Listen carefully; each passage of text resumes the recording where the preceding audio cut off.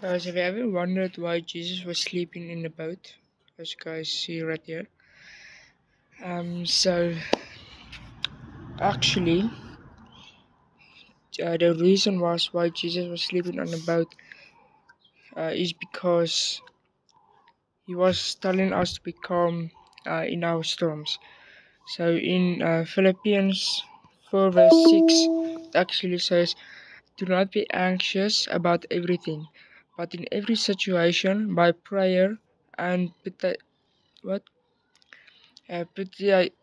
petition, with thanksgiving, present with request to God, and peace of God, which transcends all understanding, will guard your hearts and your minds in Christ Jesus." So, guys, that's why Jesus was sleeping in a boat.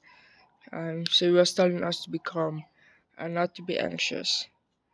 So yeah, that's the reason why. If you wondered why.